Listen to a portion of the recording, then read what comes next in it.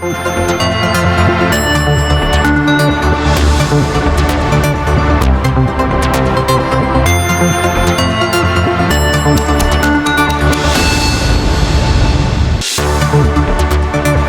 زينام حزرتن وسخواغان تاوتات حرشان أب مفراينة انقفات كيخونو سجينا يلوم حرستوت مايك ندار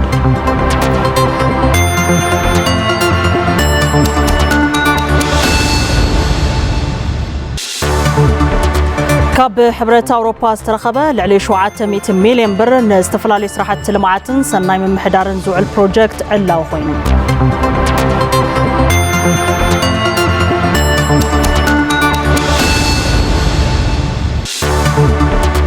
كاب وزاي دونالد ترامب أب كاب 12 هاجرات ناب أمريكا نزجشو زيجاتات جدا كم زنبرو تجلس زبلونا الساعات عندي زيناتنا يوم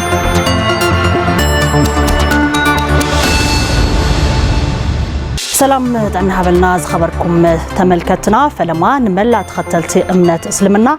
نقوى نمبل 1446 عامته هجرة بعد العيد الأضحى عرفة بسلامة بصحكم من نابلنا على توزيناتات يرساليم قبل مدن بمداي ملكة قوانقوا دما ألم صحي حاجوس الناس ساسنا حبيرناكم كنت أنحنا فلما حادثت زيناتاتنا كم فيلم بالوام قبل كيدان قربنا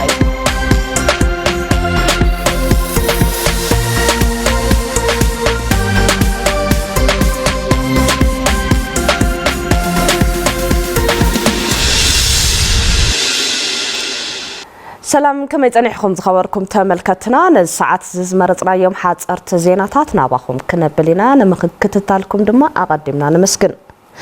أب هاجر السودان كل الجداريف زركب مسألة سدتنياتات تجارو زتفترة حدا جبارة كاب حدا قليل جدات وصا قبل عليه والسب جدات عيب صحن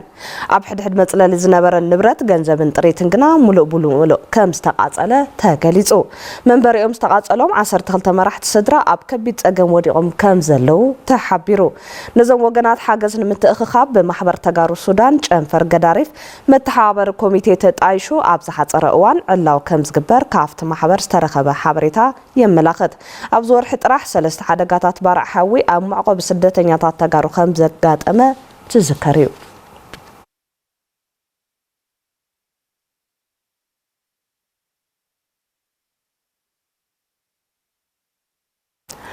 بعد عيد الأضحى عرفة ملا محبر سب مسلم بحد أوان سرعة صلوت زسال طولون أما كسرعة محجاج في تأملون عبي كبريز وهابو بعلي لهم بريزيدنت بيت مخرج قدات سلمنا تجري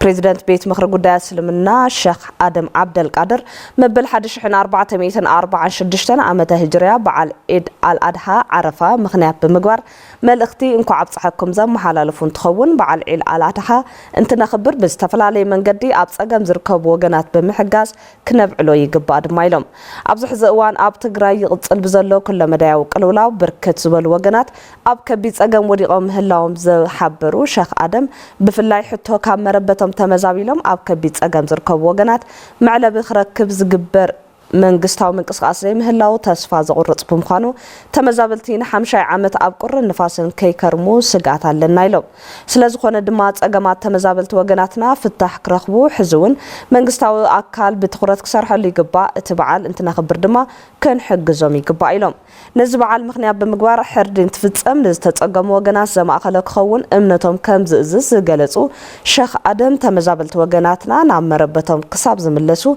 بزخالنا يونا حقزنا اتبعالك نخبره يقبع إلهم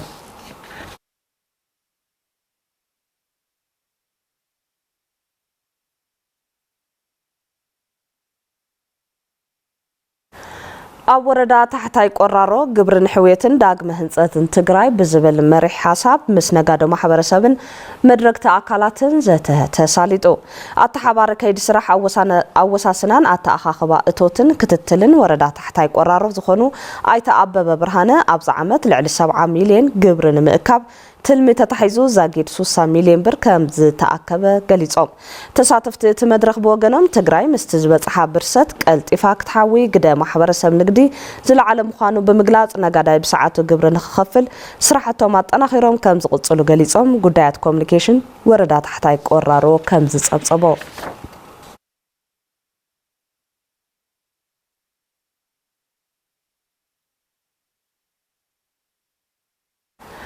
ከባቢ 5 ሚሊዮን ብር ተዘዋዋሪ ልቃሕ ንሓረስቶት ከም ዝሃበ ዘፈር ቁጠባ ገጠር ወረዳ ላዕላይ ማይጨው ኣፍሊጡ ተሳተፍቲ ብወገኖም እዘን ማሕበራት መነባብሮ ሓረስታይ ኣብ ምልዋጥ ዝለዓለ ኣስተዋጽኦ ስለ ዘለወን መፋሰስትና ብምኽላል ጥቡቕ ዝኾነ ሓለዋ ብምግባርን ክንሰርሕ ኢና ኢሎም ኣተሓባሪ ከይዲ ስራሕ ሕብረት ስራሕ ማሕበር ኣይተሸሻይ ኣሰፋ ኣብቲ ወረዳ 12 ማሕበረሰባዊ መፋሰስ መሰረት ዝገበረ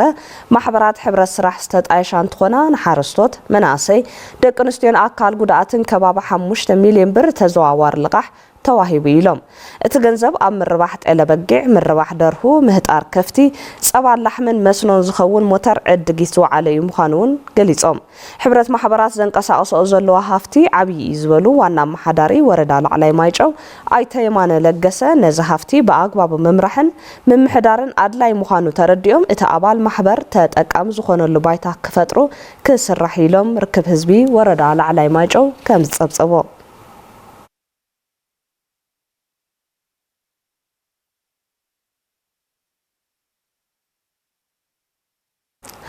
ኣብ ኣገልግሎት ታክሲ ከተማ መቐለ ወሰኽ ታሪፍ ከም ዝተገበረ ቤት ጽሕፈት መንገድን መጓዓዝያን እታ ከተማ ኣፍሊጡ ብመሰረት እቲ ሓድሽ ታሪፍ ቅድሚ ሕዚ ን2.5 ሜትሮ ርሕቀት 10 ብር ዝነበረ ታሪፍ ናብ 15 ብር ሓፍ ክብል ዝተገበረ እንትኾን 42 ብር ዝነበረ ዋጋ ድማ 60 ብር ክኸውን ተገይሩሎ እቲ ዝተገበረ ሓድሽ ምትዕርራይ ታሪፍ ግዜያዊ ምዃኑ እቲ ቤት ጽሕፈት ገሊጹ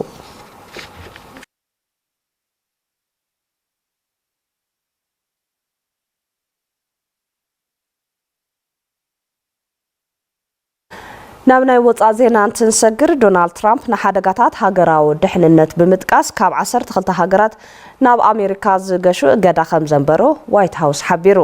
እቶም ፕሬዝደንት ሓቀኛ ምምሕያሻት እንተተራዩ ከምኡውን ኣብ መላእ ዓለም ሓድሽቲ ጸገማት ዝረኣየሉ ዘሎ እዋን ተወሳኽቲ ሃገራት ክውሰኻን እቲ ዝርዝር ክኽለስን ከም ዝኽእል ገሊጾም ትራምፕ ናብ ዝተወሰነ ሃገራት ዘነጻጸረ እገዳ መገሻ ከንብሩን ካልኣይ ግዜኦም ከም ዝኾነን ንሶም ኣብ ቀዳማይ ስልጣኖም ኣብ 2017 እውን ተመሳሳሊ ትእዛዝ ፈሪሞም ምንባሮም ይዝከር እተን ሃገራት ኤርትራ ሱዳን ሶማሊያ የመን ሊብያ ኣፍጋኒስታን ማይናማር ቻድ ኮንጎ ኢኳቶሪያል ጊኒን ሃይቲን ኢራንን እየን ዜጋታተን ብኸፊል ናብ መገሻ ገደብ ዝገጠመን ተወሰኽቲ 7 ሃገራት ድማ ብሩንዲ ኩባ ላኦስ ሴራሊዮን ቶጎ ቱርኪስታንን ቬንዙላን ከም ዝኾና ጸብጻብ ቢቢሲ የመላኽት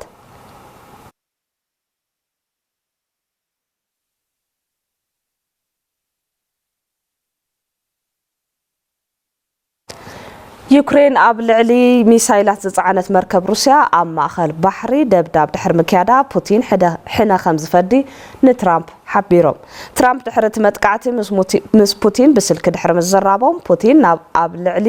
ሚሳይላት ዝጸዓነት መርከብ ዝተፈጸመ መጥቃዕቲ ተሪር ግብረ መልሲ ከም ዝህሉ ሓቢሩኒ ኢሎም ሰመዚ ሩስያ ብ27 ጉንበት 2017 ዓመተ ምህረት ኣብ ዝሃብዎ መግለጺ ነቲ ትራምፕ ዝበሎ ሓቅነቱ ዋላ እኳ ተዘይረጋገጹ ወታደራዊ ግብረ መልሲ መሃብ ግን ከም ቀንዲ ኣማራጺ ከም ዝወስድዎ ኣፍሊጦም ኣለው ፕሬዝደንት ትራምፕ ማሕበራዊ ሚድያ ኣብ ዘካፍልዎ ጽሑፍ ኣብ መንጎ ሩስያን ዩክሬንን ብቕልጡፍ ሰላም ክመጽእ ከም ዘይኽእል ሓቢሮም ብመንግስቲ ሩስያ ትውነን ማዕኸን ዜና RIA ኖቨስቲ ፕሬዝደንት ፑቲን ንትራምፕ ዩክሬን ነቲ ዝካየድ ዘሎ ዘተ ሰላም ንምዝራግ ትሰርሕ ከም ዘላ ምቅላሓ ቢቢሲ ጸብጺቡ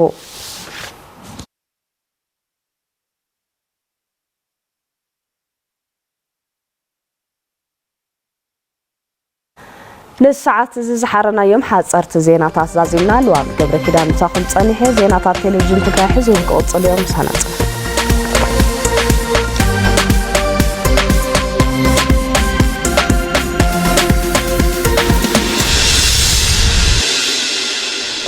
يمسكن لوام حزب ما بزرزرنا بزحزنا يوم زيناتاتنا كنسكر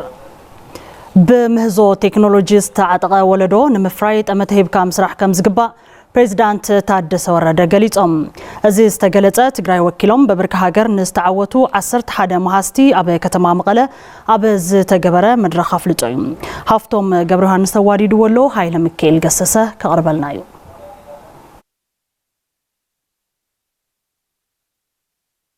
ትግራይ ወኪሎም በበርካ ሃገር ንዝተዓወቱ 11 መሃዝቲ ኣብ ከተማ መቐለ መድረኽ ኣፍልጦ ተገይሩሎም ኣብቲ መድረኽ መሃብ ኣፍልጦ ዝተረኸቡ ፕሬዝዳንት ጊዜያዊ ምምሕዳር ትግራይ ሌተናንት ጀነራል ታደሰ ወረደ ብምህዞ ቴክኖሎጂ ዝተዓጠቐ ወለዶ ንምፍራይ ጠመተ ይብኻ ክስራሕ ኢሎም ኣብ ምህዞ ኣብ ፈጠራን ክንሪኢ ከለና ድማ ምስቲ ዘለና ፖቴንሻል ዘለና ዕቑር ዓቕሚ ብጣዕሚ ገዚፍ ምዃኑ ግልጽ ካብ ጫፍ ናብ ጫፍ ዘሎ ትግራይ ብደንብ ትኩረት ጌርካ ቤትካ ከምዚኦም ዓይነት ሰባት ምባል ይከኣል እዩ ግድን ክህልወና ዘሎ ናይ ታለንት ሰንተር ሓደ ኔትወርክ ኮይኑ ዓብዪ ድጋፍ ዘለዎ ኩነታቱን ናይ ምፍጣር እስታይ እዚአን ግድን ክነሳኻ ኣለና ትግራይ ካብ ዘላቶ ማሕበረ ቁጠባዊ ጸገማት ትወፅእ ብመዞን ፈጠራን እዩ ዝበላ ሓላፊት ቢሮ ሳይንስን ቴክኖሎጂን ትግራይ ዶክተር ኣልጋነሽ ተሰማም ተጋሩ ኣብ ክልል ጸገማት ኮይኖም ኣብ ምህዞ ዝገብርዎ ዘለዉ ተሳትፎ ዝነኣድ ከም ዝኾነ ገሊፀን ኩልኹም ማህስቲ ካብ ምዕሙቕ ልብኹም ዝፈልፈለ ድሌትን ዲተርሚኔሽንን ሓሳብ ልነበረ ላብ እውን ለዊትኩም ኣርኢኹምና ኢኹም እዚ ድማ ንመጻኢ ትግራይ ብርሃን ምዃና ዘመላኽትን መሰረታዊ ስራሕን እዩ ንዝተገበረሎም ሽልማትን ኣፍልጦን ዘመስገኑ ተዓወቲ እቲ ምህዞ ብወገኖም ምስ ሕፅረት ፋይናንስን መስርሒ ቦታን ተኣሳሲሩ ዘለዉ ጸገማት ክፍትሐሎም ሓቲቶም ኣነ ዝሰራሕክዎ ንኣካለ ጉድኣት ኮይኑ ብባዕሉ ብናባዕሉ ብተጎደሉ ኣካል ብኢዱ ድዩ ብዝተፈላለየ ኣካል ተጎደለሉ ብኡ ተንቀሳቒሱ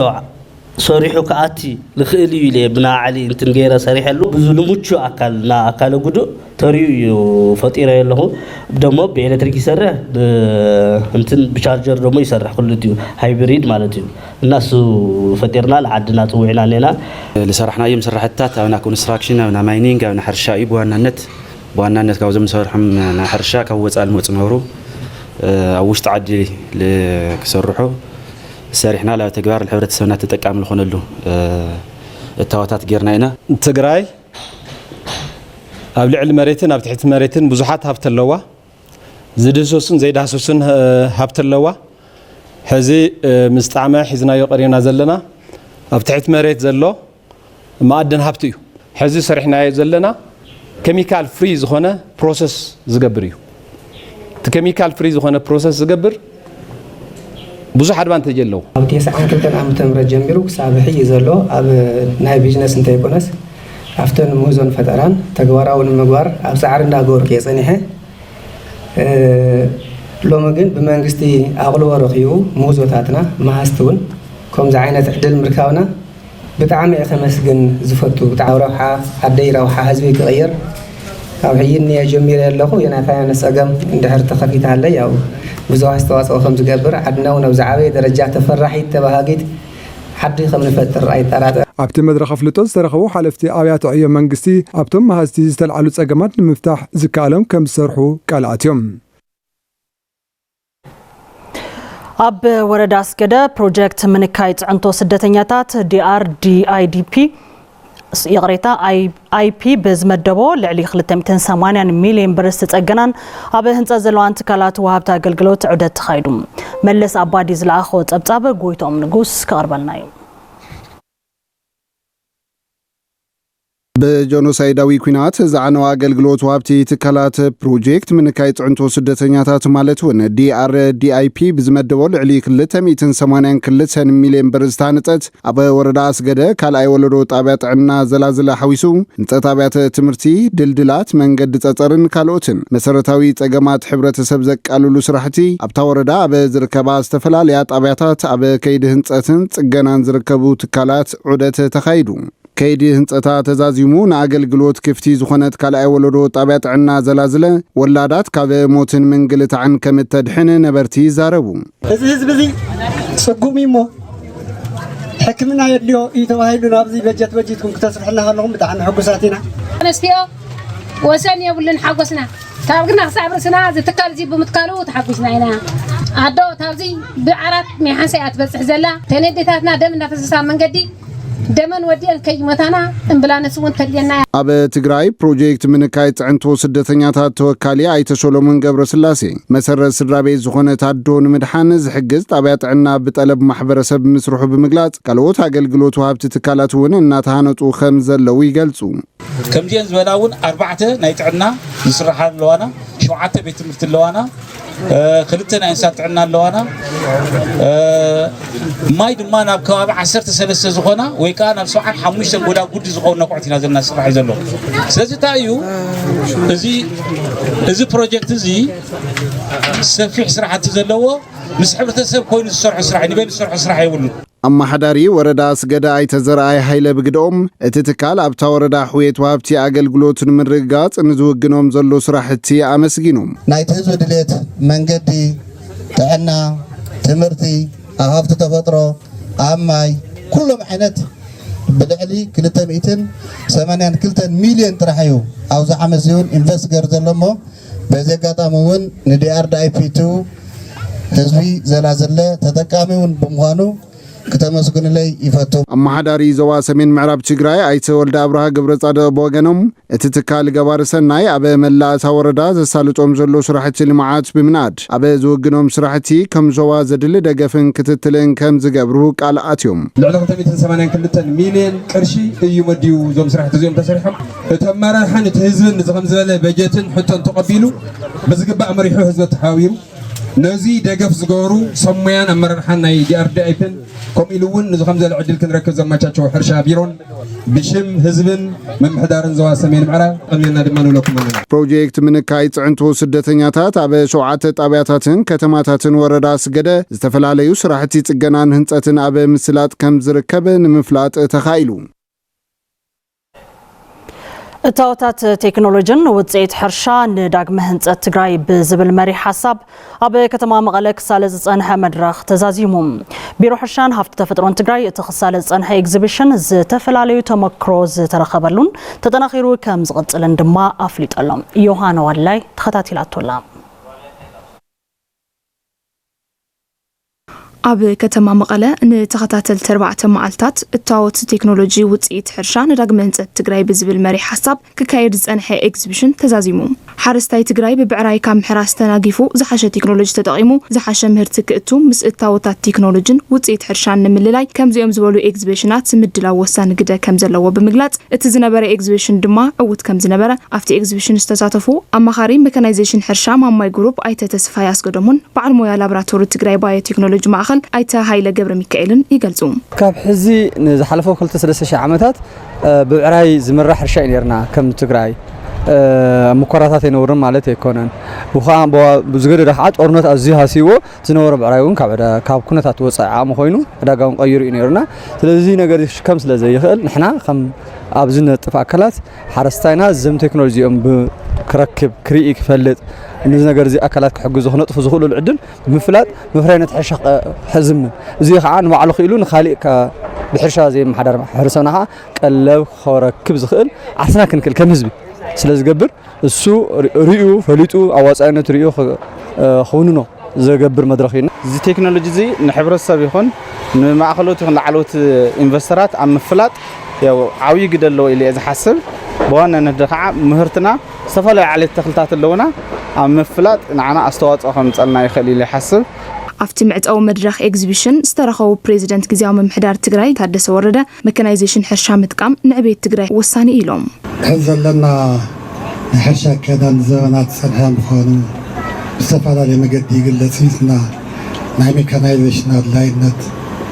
ብዝተፈላለየ መልክዕ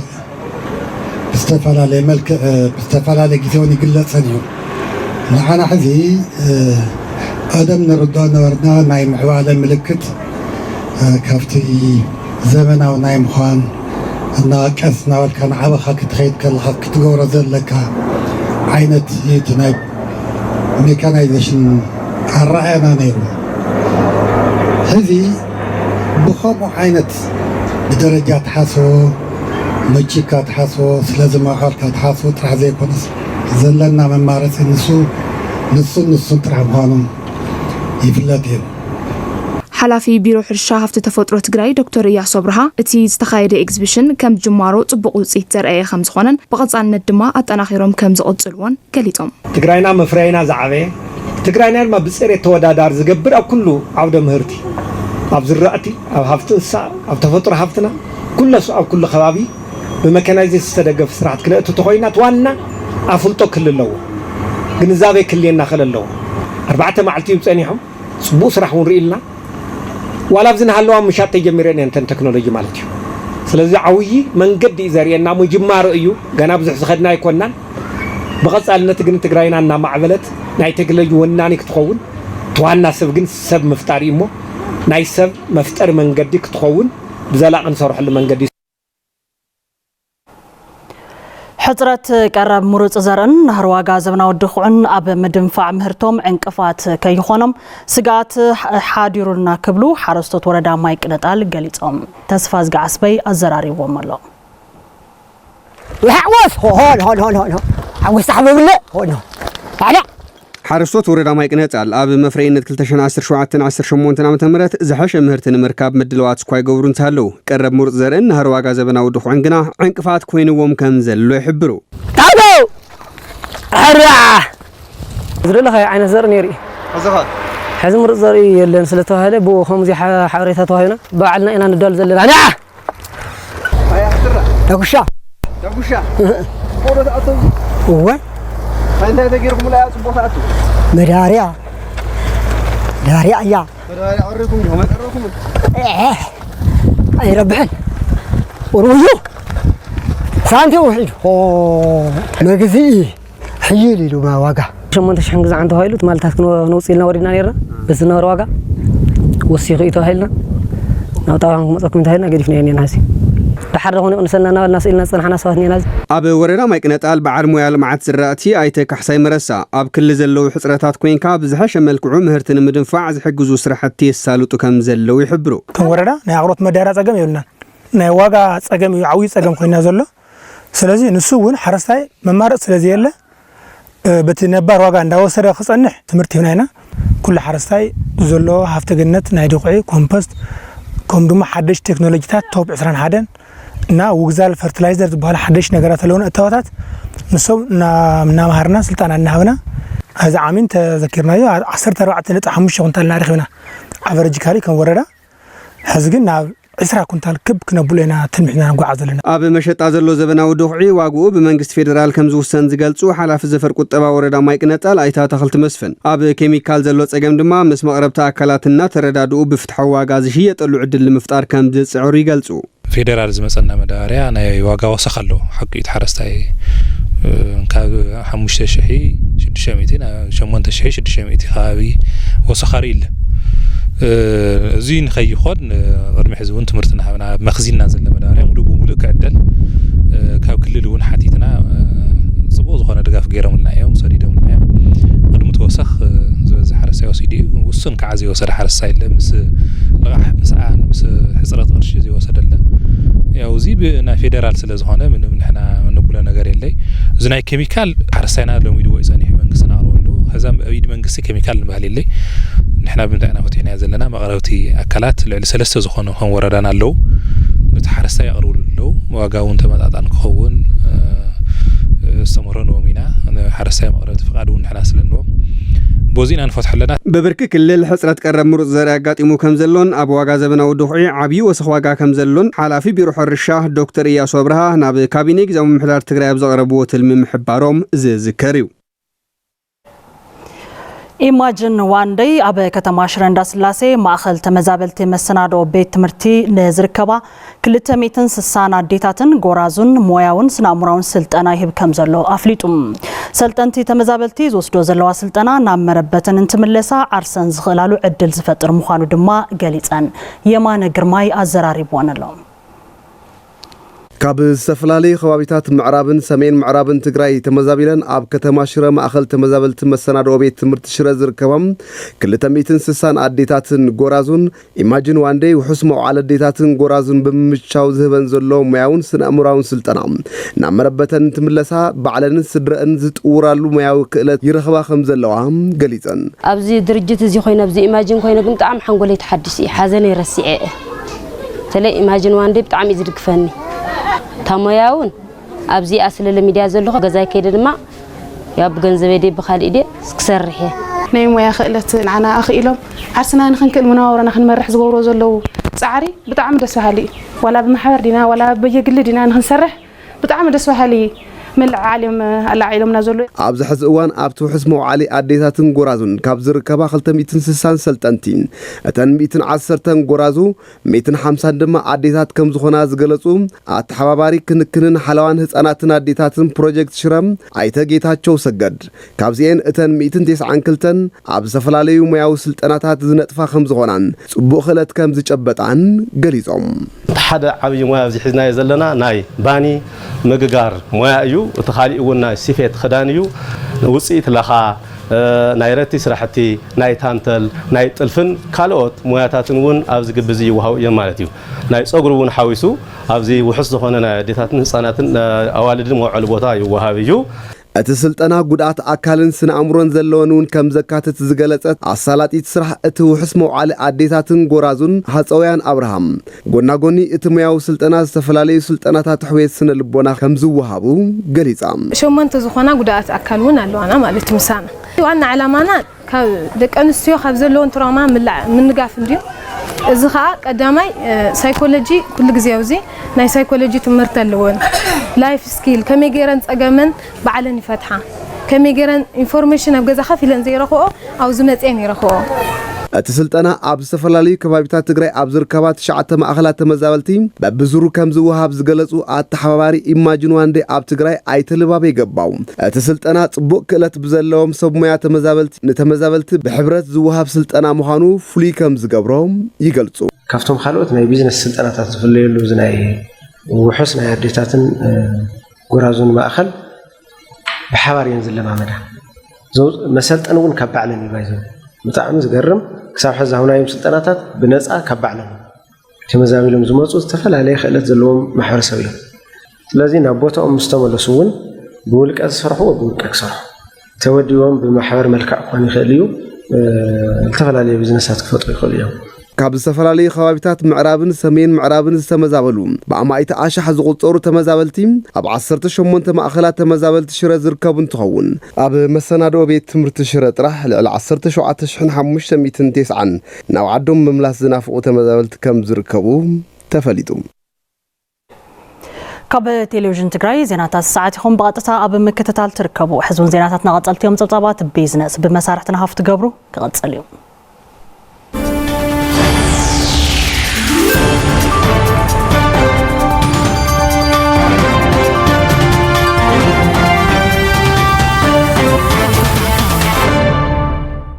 يمسكن يورساليم سلام طعنا هو اللي يزغوركم تملكتنا نزعل السحرنا يوم زينات بيزنس حيزا قريب لكم مكتتالكم عديم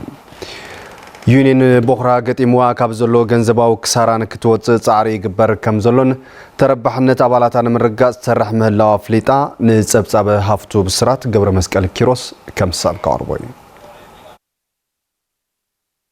محبر حبر السراح يونين بوخرا بشحنت شعات 1997 عام تمرت أب ورداتات ندام خون النقصة جنزر كبا 10 شومنت محبرات حبر السراح عب تحتي عب محقاف بالعلي 3 مليون بر مبقس كابيتال السراحة كمز جمرت تجلسهم كوين جناب جونسايد أو كينات عب حدا قام من كل قالن كساران بمتحالة نتا يونين مليس كان محوايز علمه وعلا أب كتما مايج أو تساليتهم أبالات تا يونين كمز بلوه قدم قبل تا يونين أب تحتي أنزر كبا محبرات حبر السراح استفرالي مسارتها وشقطات التواتات حرشان بستمتعطن واقع بمقراب عداقا أمرقع بصحيتات فص منبارا بمزخار حزي قطيم واكاب زلو كساران خطوات توسخ عجام عداق مفتح جيرم كمزو سرقو يزاربون تلمسرتاو محارات كاب عاد وصلان نورا سنما شيط عند زقابلا لنورا يلا باي باز خونتات زحلفنا خونتات ኣብ ስራሕ ስለ ደይለባ ሳድማ ካፍቲ ስራሕ እሱ يلا يتبهل تخيل تكالي أخوينا مالت تاي أنه هو أخذ تصرح الله زي النجر عدد زحرج فابركازي بتوصل ملكوع تكاسا غسلاء خلا يدما من فابركا تكاسا غسلاء كازو وصل نجن عمل لص ماشين تطوي إنه مالت تن محبرات كل مدات بعلن بعصام عصافيهون بزخونه شغطات انتم مصو بمطلاويهون بمنقسقاتن بسرو ان حركت لم سرحن افتي غدل ناي حيل سب حيلون ترادادي خا ان حرت سرحس بتعم توصاين يدلن ما ديوصا ነገር ስለደይሉ ማለት ነው عصا عوخا اتا تكال زابنا بخراينن تعبي تخيليا እዚ مسمن مس ገበርት ሰናይ ይሁን مس لعالن አካላት ዝምልከቱ አካል لا ترادادخا ابخا ደግፍኻ سعبلو بايتان مفتار زمنا مالتي اما اكاد سراح محبر حبرت سراح يونيون بوخرا ايتا اتخلت كبدم اتا يونيون كاب استفلاليو فاينانساو تكالات وسرتو لقحن ولدن سنكتي زبصحا كسارا كتملس سلاز تጸገመت كاب تهلو ጸገم وصيا غبو አገልግሎት ንختب كلن አባላት اتا يونيون غبون كفصما تጽبيت كم زغبرلن يገልጹ ዋና محدار ወረዳ እንዳመኾኒ አይተሐየሎም ረዳይ አበጸጋም ኩነታት ሒላን ዘላ يونيون بوخرا محواي نتربحነት حرستوت ይሉውን ምርጋዕ ዳጋ أقداس إبلوم. تن فابريكا تن تناخيرن غصالي تناخيرن خداز خلاك فليا تن أرينا وحدا غاز اللوادم تراين قصال نتنتاي كون كلالو وزول نغرون زغوايتنيا بزغبا زتيلو من قدك فتر كلالو بتمساسالي تمراراحا تي بورد بدنبي تغمغيمو ترايو نقصالي ازي او حدا غا ودي زلو يونيون اتن ابصغم زلوا حبرت سرا حمرات خما غيرن كوصا كلالو خما غيرن كفصغم كناغفا كلالو زول ነገር تغوايتنيا كفتش كرئي كغمغم كمحرار زغبو ነገራቱን ከመሐራሪ ንቀጻሊ حلوات ናይዚ ዩኒየን ዚ ኣብ ኢርቲ غوايتنيا ስለዝኾነ ብዝ ደረጃ ዚ ብለምቢ ክረአ ከለሎ ዝብል محبر حبرت سراح يونيون بوخرا ناب حويت نختسغاغر اب تحتيا كابت محدرن عبيت كالات مقناوري صبان وصيت صبان ناب مشطان مقراب زقرب حساب تساتفتي بملؤ دمصي بمصداق اتوعلا تزازيمو بانك وغاغن كابيتال انفستمنت اب ኢትዮጵያ ፈላማይ ውልቀ ባንክ ኢንቨስትመንት በመሆን አገልግሎት ማህበ ከምዝ ጀመረ ፍሊጦም እዚ ዝተገለጸ ኣብ አዲስ አበባ ኣብ ዕዳጋ ሰነዳት መዋል ኢትዮጵያ ዝተዋፈሩን ዝምልከቶም አካላትን ኣብ ዝተረኸብሉ ምጅማር አገልግሎት ባንክ ዕላው ኣብ ዝገበርሉ መድረኽ እዩ ንሳ ተስፋ ያብዝ ዛዕባዚ ተወሳኺ ይጣና ኣብ ኢንቨስትመንት ባንክ ወጋገን አካብ ቦርድ ዳይሬክቶሬት ዶክተር አክሊሉ ውበት ባንክ ካፒታል ኢንቨስትመንት ወጋገን አክሲዮን ማህበር ዕዳጋ ካፒታል ኣብ ምፍጣንን ዓብየት ኢኮኖሚ ዘለዎ ሩኢ ኣስተዋጽኦ ብዝተረድኡ ዜጋታት ብልዕሊ 380 ሚሊዮን ብር ዝተመስረተ ምዃኑ ይገልጹ። የኢትዮጵያ የካፒታል ገበያ መጀመር ለሀገራችን ልማት መፋጠን የኢንቨስትመንትና የካፒታል ማሰባሰቢያ አውታሮችን ማስፋት ዕዳጋ ካፒታል ኢትዮጵያ ምጅማሩ ልምዓት ሃገርና ንምቅልጣፍን ንምስፋሕ ኢንቨስትመንት ከምውን ኢኮኖሚያውን ፋይናንሳውን ዕብየት ንምጥንኻርን ዝለዓለ ግደ ይውፊም ነዚ ንምትግባር ድማ ባንኪ ኢንቨስትመንት ወጋገን ብ385 ሚሊዮን ብር ተመስሪቱ እዩ እቲ ናይ ኢንቨስትመንት ባንኪ ካብ በዓል ስልጣን ካፒታል ዕዳጋ ኢትዮጵያ መጋቢት 12 2017 ዓመተ ምህረት ፍቃድ ስራሕ ብምርካብ ፈላማይ ውልቀ ባንኪ ኢንቨስትመንት ከም ዝኾነ ዶክተር አክሊሉ ወሲኾም ገሊጾም ወጋገን ካፒታል ኢንቨስትመንት ባንክ ባደረጃጀት በማኔጅመንትና በሚከተለው የአሰራር ስርዓት ባንክ ኢንቨስትመንት ወጋገን በአዋዳድባም ብምሕደራን ብዝኽተሉ አሰራርሓን ካብ አክሲዮን ባንክ ወጋገን ሙሉእ ብሙሉእ ዝተፈለየ ኢሉውን ዓርሱ ዝኽኣለ ትካል እዩ አካይዲት ስራሕ ባንኪ ኢንቨስትመንት ወጋገን አክሲዮን ማሕበር ወይዘሮ ብርክታዊት ዳዊት በወገነን እዚ ዘርፊ ኣብ ኢትዮጵያ በመጀመሩ ዘሎ ጸገም አገልግሎትን ምምላእ ዝተመስረተ ኮይኑ ንምስፍፋሕ ኢንቨስትመንትን ንዕብየት ኢኮኖሚን ዓብይ ትኹረት ሂቡ ከም ዝሰርሕ ይገልጻ። As Ethiopia's first private investment bank, and again, the first trading member of the Ethiopian Securities Exchange, we carry the honor and responsibility. ባንክ ወጋገን ከም ፈላማይ መንግስታዊ ባንክ ኢንቨስትመንት በተአማንነትን በፈጠራን ተመርኪሱ ኣብ ዘፈር ዓብይ ለውጥ ንምምጻእ ክሰርሕ እዩ። ባንክ ወጋገን ዕዳጋ ካፒታል ምጅማሩ ስዒቡ ኣብ ዝግበር ምንቅስቃስ ዘሎ ሕጽረት ግልጋሎትን ምምላእ ዝተመስረተ እዩ። ካብዚ ሓሊፉ ዕብየት ኢኮኖሚ ንምቅልጣፉን ትኹረት ሂቡ ክሰርሕ እዩ።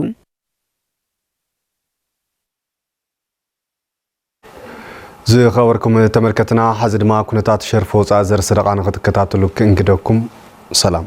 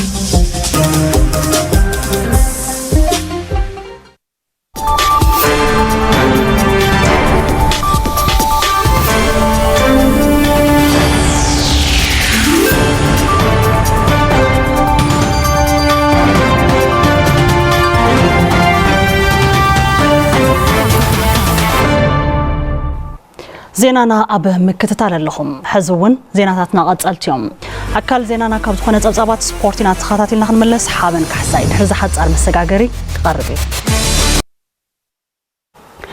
يرسالي مسجن سلامتنا عليك ميتسان حز خبركم تخاطلتنا استفعل زينات سبورت حيزة قريبة لخو فلا ما يزعبنا زخون حفش من قصاص سبورت كتماكسومي من قصاص سبورت كتما أكسوم نمتن خارج الراحة كم زلهم من محدارتها كتما قلي زلهم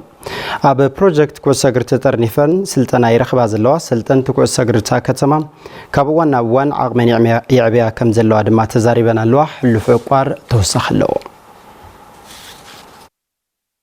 فرتونا بحرن يوردانوس حقوسنا تزوات يغانتا كوعس اغر كتما اكسوم كوينن بستفلالي كل عدمه 4 تزوات كوعس اغر حزام ابا منقساس ابا تركب غانتا كوعس اغر رقانيس اكسوم تطرنيفن نزحشه صباح ابا سلطنا يركبام ابز سقا غوال تركب سينبر نحنا دحار مس مصانا مس جمرنا يغن قس بقاس كلنا اندا تدراجنا اينا خيدنا نمبر بقى تحوت تحساسوا اي نيرو مجمريا نا ستاديوم مصا مالت غوال قاس الى فقدو دغدغ فقدو غزعم زع تزور زنبرت يزمسلو صبوينا زلنا حجي منقساس صبوين حاشي خيدلو صبو እዩ እየዝ ኮችና ኩለይ ብዝኻለ መጠን ይስርሐና ኣሎ እዩ አሁን ንዑ ኩለይ ዝሕግዝ ነገራት ዝተዝግበረልና አሰልጣኒ ጋንታ ኮዕሶ እግሪ ደቂ አንስትዮ ከተማ አክሱም ኬቨን ክብሮም ተጻወትታ ጋንታ ዝተፈላለዩ ጸገማት ተጻዊረን ጋንታ ኮዕሶ እግሪ ደቂ አንስትዮ አክሱም ናብ ፕሪሚየር ሊግ ደቂ አንስትዮ ንምሕላፍ ይስራሕ ምህላው ይዛረብ ጠቅላላ በዝሕንካ ራዕቆል ለዋና ማለት ራዕ ደቂ አንስትዮ ለዋና ኣብ ኩልቲ 20 ማለት ያውት አላሙ ታዩ ያው አንደር 17 ከለን ደውኩ ላይ ብለን ተተካቱ እንደግፍት ስለዘልየን በኩልቲ ሌቨል ነገርና መጸለና ማለት ያፍት ተተካቱ ዝኾነ መረጻውን ተዘጋጥመና ከይደንስ ቀጥፈን ክልግበ እንስخላ ቆልዑ በሐሳብ ከም ነፍሪና ትፕላን ወጽና ማለት ይኽል ስለዚህ ተተካቱ ምስፋሕና ንፕሪሚየር ሊግ ንምእታውን ጻዕርና ጻዕርና ነፍት ውጤት ንምምጻግን ንሰርሕ ለና ከም አሰልጠንተ ማለት بمسارات استودع مرح جبري قبل من مد كمزر كباس زربا أتن تزاوتيم كابز ملكة أكال زجبر لن كتتل داجفن جن تحت مخانوين زجل سام بنيو عنا زجزنا يماليان داجرنا إن تقتل لنا سكحزي ولا تزاوتنا نعلم من نروخ مجيخون من نجرت باريلنا بق خليه كنت تحزني إنا بجت بدن بق جبرني إنا أيو بيانستون بق توعتي حزي نشي كامبوم حزام كام قومي رخلو ولا تجاوبتهم كاس أخيرهم زعرفوا لابوتان إيتهم نحن حزن من نعرف النجارينا كنتبها كتما أكسوم أيتتكو هاي البوغنم سبورت كتما أكسوم نابزل على درجة خبازهم مس استفلالي تكالات بموجودات كمز سرحي قالتهم مس أقسمين ورستون مزرع وغيرنا لنا كالوت بكل مداي مالتي بكل معينم زرفتات ناي سبورتس بحال زرفتات بكل مداي مصنعات خكايدلو ስለዚህ ሓደ ፍልፍልና ኢኮኖሚ ኮይኑ ከገልግል ኣብ ዝኸባቢ ንቐጻሊ ዓመት ድማ ጠናኺርና ክንብል ዝሓሸ ዝበሃል ከም ምሕዳሩን በጀት ክንሕዘሉ ኢልና ኢና ንሕስብ ማለት እዩ ሰብ ሃፍቱን ክንንቀሳቀሶም ኢና እንደለ እዚ ጉዳይ እዚ ናይ ማሕበረሰብ ክኸውን ካልኦት ትካላትን ክንቀሳቀስዎ ኢና እንደሊ ዝኾነ ኮይኑ ኣብ ዘርፍ ናይ ስፖርት ዝምልከት ኣስፊሕና ክንሰርሕ እንደሊ ኢና ንኻሊኡን ክንስሕብ ንሕና እውን ክንፃወት እንደሊ ኢና ማለት ጋንታ ኮዕሶ እግሪ ደቂ አንስትዮ ከተማ አክሱም ኣብ ዝሓለፈ ወርሒ ሚያዝያ ኣብ ዝተኻየደ ዋንጫ ባንክ ኣንበሳ 2017 ዓመተ ምህረት ካብ ዝተሳተፉ 4 ጋንታታት ሓንቲ መንበራ ይዝከር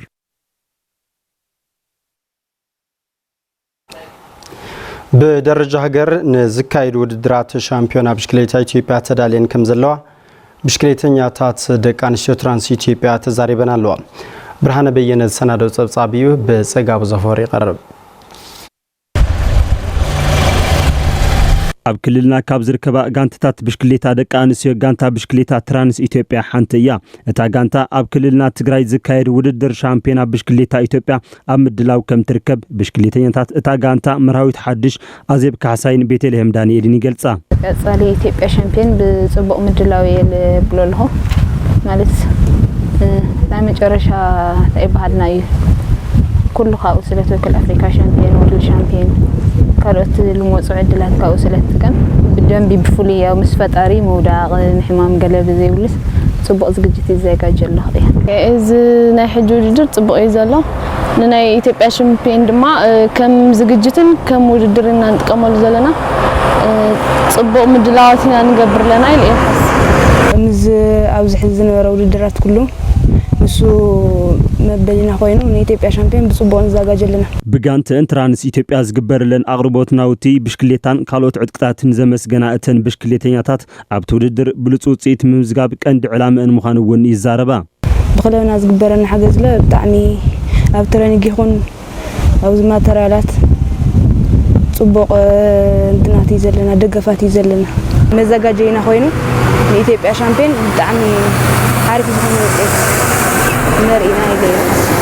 بكلاب زجبرنا دقاف كم كل متن كم كل خلاب زلينا لا ماتريال يجبرنا يابت كم تدخل جزء نقلت أبنا يدموز أب حدا نقرأ شجر اللوي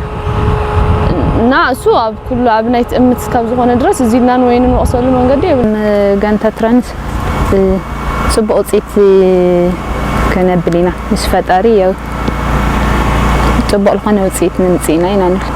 ኣብዚ ዓመት ኣብ ዝተኻየዱ ውድድራት ዝነበርዎም ጉድለታት ብምእራም ኣብ ውድድር ሻምፒዮና ብሽክሌታ ኢትዮጵያ ዝሐሸ ውፅኢት ንምምጻእ ዝኽእል ልምምዳት ይሰርሑ ከም ዘለዉ ኣሰልጣኒ ጋንታ ደቂ ኣንስትዮ ትራንስ ኢትዮጵያ ሃይለ ሚካኤል ፍሬው ገሊጹ ኣብ ቅድሚና ዝፅበየና ኣሎ ኢትዮጵያ ሻምፒዮና ኣሎ ኣብኡ ተሳቲፍና ኢና ውፅኢት ተመዝጊብና ደላፍተና ኣህጉራዊ ውድድራት ገለ ክንሓልፍ ንኽእል ጎደሎና ኣስተኻኺልና ኣብኣተን ልሕሻ ዓቕሚ ፈትየትና ገለ ላፍታ ኢትዮጵያ ሻምፒዮና ንምኻድ ኣብ ልሕሸ ዝግጅትና እና ከሞላ ጎደል ጽቡቅ ኢና ንስካ ከዘን ማለት ይላል ጋንታ ደቂ ኣንስትዮ ትራንስ ኢትዮጵያ ኣብዚ ዓመት ኣብ ዝተኻየዱ ሃገራውን ኣህጉራውን ውድድራት ዝተባባዕ ውፅኢት ካብ ዘመዝገባ ጋንታታት ሓንቲ እያ ዜናታት ስፖርት ሰዓት በዚህ ፍጻም ብሩክ ግዜ يمسكن حبن خبركم تملكتنا علتاو زيناتاتنا زيوم نيروم يرساليم قبر مدن مس ملكت قوانقو عالم صحي حقوس بسم الله سوما يستيدو حبرناكم تانحنا نتختلت امنات اسلمنا الرحوس بعل